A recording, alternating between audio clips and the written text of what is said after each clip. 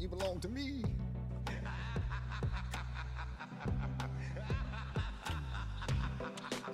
Oh, baby.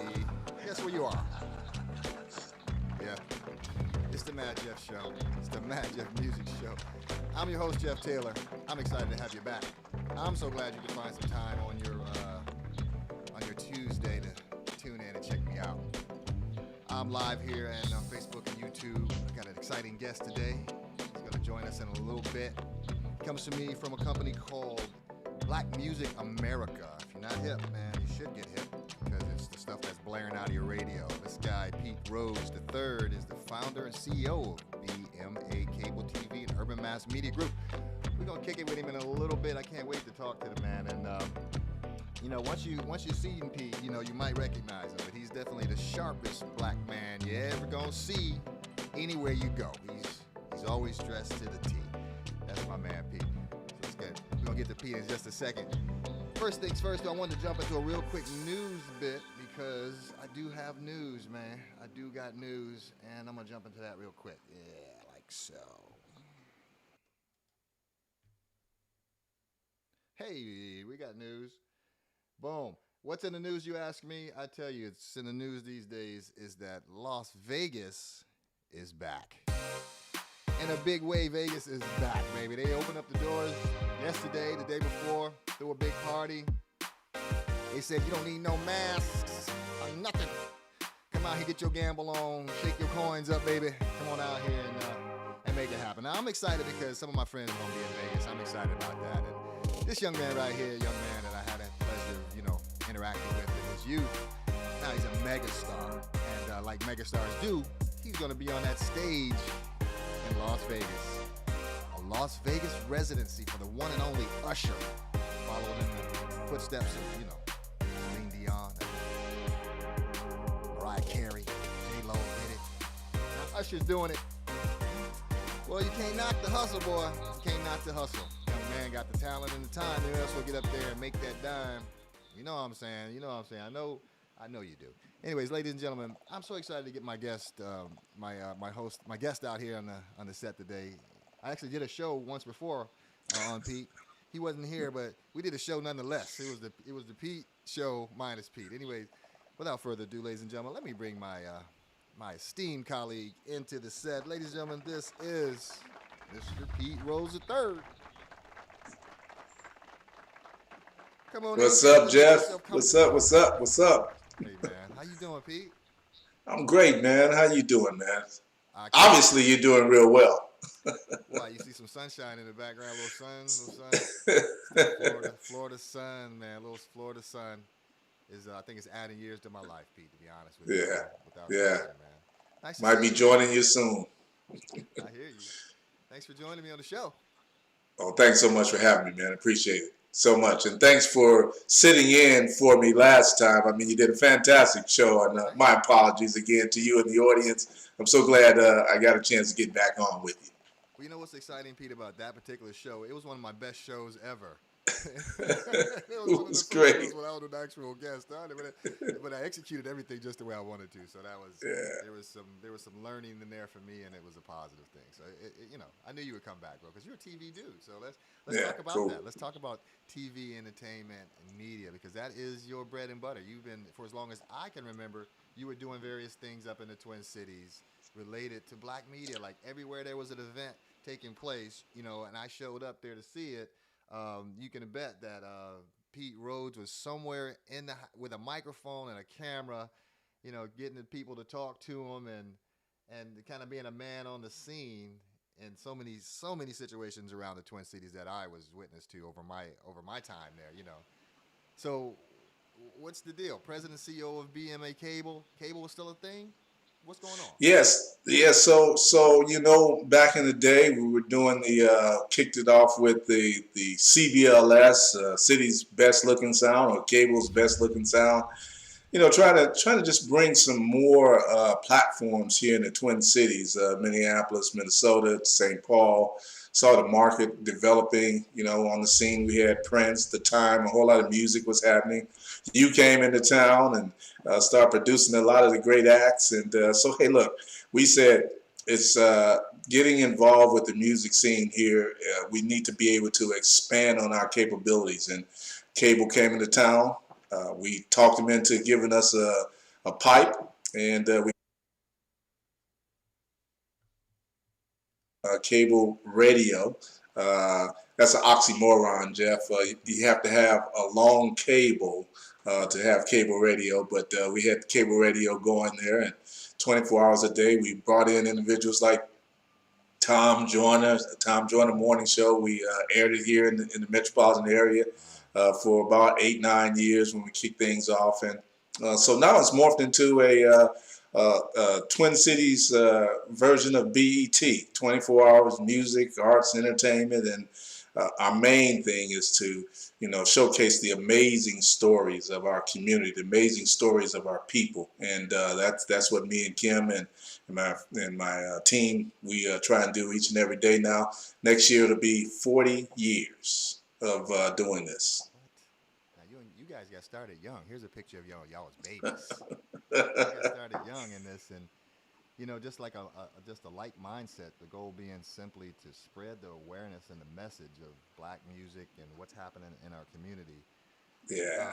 When I moved to St. Paul in Minneapolis in the early or late '80s, there was really no other conduit. There was BET, which you could get in there, but I think the only reason I was able to get BET probably had something to do with you, if I'm Mm. not mistaken, right? Because there was nobody servicing the black community in Minneapolis, St. Paul, as far as Yeah, music.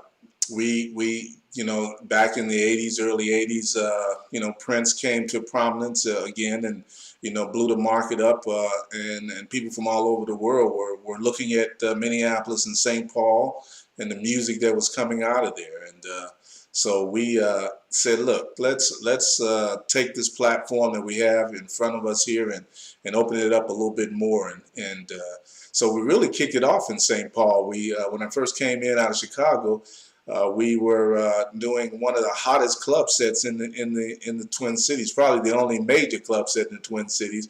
Prince came down every week. It was called Wednesday Nights at the Oz in downtown St. Paul. We set it on fire every Wednesday night, and DJs like Jimmy Jam, when he was a DJ, was a DJ for us there on Wednesday How nights. about that?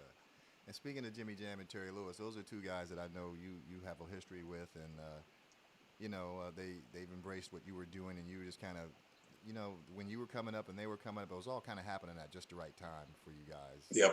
you know, Yeah. and They're fantastic cats, man. yeah, and you could see the synergy when you were wherever you were in the room or wherever you were around, you could kind of see the synergy with all the musicians, which I thought was interesting, Pete, because most guys in television and radio didn't really usually connect with artists the way you did, but you had a unique flair for how you were able to kind of relate to the artist and then and have them trust you. And I felt that, I seen you working with a lot of different guys and crossing paths with a lot of different guys, and all of them really having a lot of respect for you and what you do for the community and so forth. With this music thing, with this black music thing, which we need to get those legs on the street, right? Yeah, yeah. It when we kicked off the Minnesota Black Music Awards back in the early '80s, to kind of recognize these artists, not pit them against each other as the best this and the best that, but more so recognizing them for their outstanding contributions to the music scene. So whether it was jazz, gospel, blues, R&B, hip hop, we wanted to take a look at those artists that were making things happen here in the Twin City area and the region, and just kind of recognize them, and as well trying to show young people the business of music. You were part of several of our workshops that taught young cats what the magic was to producing all the beautiful and fantastic artists that you did as well with Flight Time and those guys, and so it turned out to be really good, and we were genuine. So I guess they realized that we were genuine, and we weren't, we were fans, but at the same time we were friends, and trying to showcase the best of them. And you were definitely offering something. I mean, without question, you knew that when you were a part of one of these events that you were going home with something. It just wasn't no fluff. There were real people in the room that you can actually meet and shake hands with, and a lot of people were able to get in the room with people like Jimmy Jam and Terry Lewis because of events Yeah. that you put together. Now, let me ask you a question: where does a guy get the work ethic like that, man? I mean, I think I already know the answer to this, but where does it come from, brother? Yeah, there it is What do you right there, use, man. man? There it is right there. My dad, my pops, he's gone on in glory now, but he was an entrepreneur way back in the day. My dad had buildings in Chicago and constantly hustling. My mom was always, general manager of some kind of, store delicatessen with, and she would pull me in after school, after I did my homework. I had to go work with my mom at some of these different places, and my dad would let me have a car, and I could get the car and just chill out and go hang out with the girls. But for mom, it was about work, and I think it really came from her that you work hard, you do great things, and you never know who's watching you, so you want to always be on your toes and showing a positive light for you and your community. So yeah, those are the cats right there. And how long were your folks married? So 63 years before my dad passed away, and Kim and her mom and dad married 65 years, and so Wow, yeah, we come from a long history of togetherness, I guess you would say. that's a long time. That's definitely a long time. And there's definitely something to be learned from some when you have your parents together for that long and raising you, man. That's a lot of good lessons are picked up. You're gonna learn how to work. You're gonna learn how to do something Mm. right. You know, Yeah, right. right? With that kind of upbringing. So I envy that, and I can see that in you. And I want to talk to you a little bit about where you're from. I know you're from Chicago, right? Right, right. Now, Chicago, Illinois. Chicago, Illinois, and it's known as just a place where you pretty much got to be sharp every time you go out the house, right? Chicago is that kind of place, right? It's like Yeah, you really got to be sharp to go outside. yeah, well, we tried to do it up. I was talking with a friend of mine who, in high school, we were wearing gaiters and the latest knits, as they called them back in the day, and just looking good. That was what we like to do. I love it, man. I love it. I love seeing you around doing things. Now, before you got to Minneapolis and before you, became a part of that scene in Minneapolis, running the BMA and urban mass media, you did some other stuff. And some of the stuff you did, I got a couple of pictures. Now, I don't know where this comes into the timeline here, but I'm curious myself because at some point, you was hanging out with JB. Back in the day, man, we would represent the Twin Cities with the cable radio station. So we got to go to a lot of conferences and workshops and around the country that kind of showcase black music in the industry and so forth. So I got a chance to meet quite a lot of people. They knew I was from Minneapolis. They knew Prince and Jimmy Jam and The Time and Sounds of Blackness and Alexander O'Neal and all the others were from that area. So we fit in, and they allowed us to, get next to them. And again, it's about being genuine, being a fan, but being genuine. And so that's my calling card, I guess. And here's the legendary Gordon Parks, Gordon Parks. I mean, my goodness, that's amazing. Shaft. I know, right? Like, just he was doing what he was doing it before guys were doing it. I mean, he was like, get that reel, get that tape in that machine, in that recorder. Let's get it spliced. Let's get it shot. Let's get it colored. I mean, doing it the hard way. Now it's all digital. Yeah, It's all digital now. and he was a cat out of St. Paul as well. Yeah, right, exactly. I remember reading on him. So let's see. Not only Gordon Parks, but I mean, you hanging out with Chris Tucker from time to time back in the day. I mean, they're like, come check me out, man. Free tickets. We're gonna give you whatever you need. Just come and put us on your show. Say something nice about us, man. I mean, come on. The Yeah, legendary Maurice White. So just going through some of your pictures, I'm like, not only that, but we know a lot of the same people. And this is one of my homeboys in Chicago. He's probably one of yours too. That's Mr. Silk Herman. yeah, Silk. Yeah, that's the guy right there. So what about this beautiful wife of yours, man? Tell me about this beautiful wife, Miss Kim. What's going on with these days, man, with the love of your life, bro? Kim's doing fantastic, man. Somebody told me one time I got away with the finest and the best in the Twin Cities. She's born and raised here in the Twin Cities. Oh, see, I didn't know that. Yeah, and so she would come down to the Wednesday night events at the Oz. Whoa. And so I peeped her, she peeped me, and the rest is history.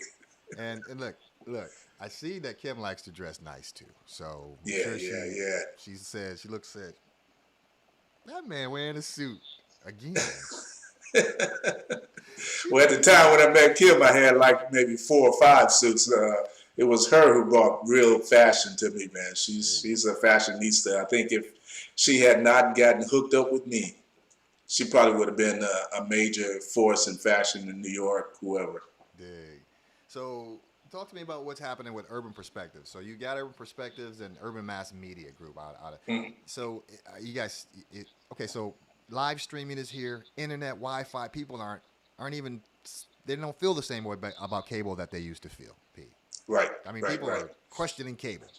But tell me, right. what's the future of cable for somebody like yourself, and how does it play into media and what we're doing, what you've been doing? Well, for me, Jeff, it's getting onto those larger platforms. Like you said, it's about streaming now. It's about being able to find it where you want to find it, when you want to find it. So our next iteration is opening up a Roku channel here in the next few months that you'll be able to see shows like Urban Perspectives, On the Beat, Backstage at the Dakota. Not a lot of video programming, but more original programming. Maybe even the Madjef music show. Who knows? We always looking for, as they said, content is king. Well, I know just the guy you can talk to about the Mad Jeff Music Show. I know just the guy. I'm gonna put you on. Cool. I'm gonna put him Turn me on. on. He's that guy. He'll do it for free. That guy. Hey man, but let's see what else. So changing but remaining the same. Does that Spectrum now is the key holder in my opinion. Like these cable companies, Comcast, Spectrum, they're the key holder. They've got the key to the Wi-Fi door, right? So you really can use your own modem here. You can do this, you can do that. But in order to get through that Wi-Fi door, we still need those guys. That still Right. applies to you too. I mean, you're still trying to find that conduit through them, your own portal, but through them. Correct? Is that how you got to get out to the world? Basically, you're right. They control the pipes everywhere. From a wireless standpoint, it's the cable systems who control all that. So, being a partner with them for the last 3 decades or so, we have a good relationship with them. They'll be working with us, helping us to realize our dreams. So it's not over yet for me. Good, good. I want to make what we do a wider, more broader audience availability. Yeah, I mean, and I'm learning myself. I'm using cable in different kind of ways. I mean, I went to a point where I said, okay, no more cable boxes. We're going to stream everything to the TVs. Then I had Apple Right. TVs on every TV. I was streaming everything happily. Then the codecs changed or something changed because now nothing streams to any more of these Apple TVs correctly, and it's a battle. So it's like, what's the best thing now? Well, the best thing now is to have everything built into your TV. The brains are Exactly. there. So now I can get right out. And I guess what I want to be able to do is find BMA. I want to be able to find Urban Perspectives. I want to find some of this black programming that Pete Rhodes III is doing in Minneapolis. How do I get access to it? I've seen your website. How do I get access to your channels and to view your stuff? Yeah, so now as we move forward, and we're a little behind actually in terms of getting on these various platforms. Being a company that's owned and operated personally, it takes a lot of resources. And I gotta be honest in saying that as African Americans and small businesses, it's hard to get those resources that you need. But they're starting to come through, and so we're looking forward to getting out, like I said, on Roku, having a Roku channel coming up in the next few months. And that'll be our beginning of the foray into more of a broader, more audience and platforms. I saw that. I've been seeing that Roku is trying to. Whenever I see people putting that platform out there, I think, man, should that be me trying to create an individual portal of my own somehow or another? Hmm. I still, Hmm. most people, you just can't do that because that key to that Wi-Fi door. You can, man. I mean, certainly partnering with someone that like the cable systems or the satellite services, Direct TV or the others, they will allow you to get out there. So right now, it's a big emergence now of us as a people. Since the death of George Floyd here in Minneapolis, the epicenter of the new movement, doors are starting to open up. So your show is a fantastic show. I can tell you that as I look at TV and look at programs around the country and on TV and wherever, you're doing a fantastic job, man. You're bringing amazing people and you're talking about amazing subject matter. So, and that's what people want to know. They want to hear, what's happening out there. From coming from you, Pete, that feels really good, man. You're a natural. Cause you got all you know this stuff, man. This is your realm, man. This is your world. I'm excited that I was able to grab you and pull you into my show really quick, man, and talk to you a little bit because I've wanted to for a long time, man. And I got nothing but respect for what you and your wife have done up there in the Twin Cities, and I pray that you keep doing it. And isn't it great how the Sounds of Blackness is kind of played into all this stuff, man? And it all just seems to be lining up in terms of, the message that they've been kind of spreading and trying to bring to the forefront for so long, and now they have a platform, I think, and I don't think we should let that die, Pete. I think we should get behind them and keep them moving with that positive message. They got a new album coming out. Yeah, they do. 50 years, man. 50 years of Sounds of Blackness, spreading the news, spreading the word, spreading the music. It's a long time. Ladies and gentlemen, I want to thank my guest, Mr. Pete Rhodes III, for coming on the show. Pete, thank you so much, man. I really appreciate you, man. I'm looking forward to talking to you about getting on your show, man, because we would love to have sounds good, man. Love to. Ladies and gentlemen, that is Pete Rhodes. And again, we appreciate him for being on our show today. Ladies and gentlemen, it's exciting guests like that make it all worthwhile for me. I'm your host, and Pete Rhodes III was my guest. And here's the best part about all of that. Pete said, Jeff, I think you're a natural.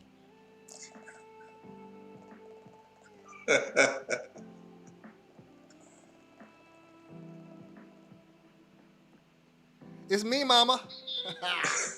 Anyway, I'm so glad you get. I'm gonna tell you before you go. I'm gonna tell you about my next guest. Look who my next guest is. Remember the beautiful Robin Robinson?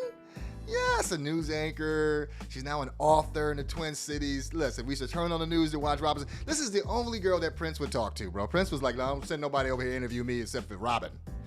Robin Robinson's going to be on the show. Reconnected with her recently, and that's going to be so exciting. I can't wait to talk to her, see what she's been up to, and so forth.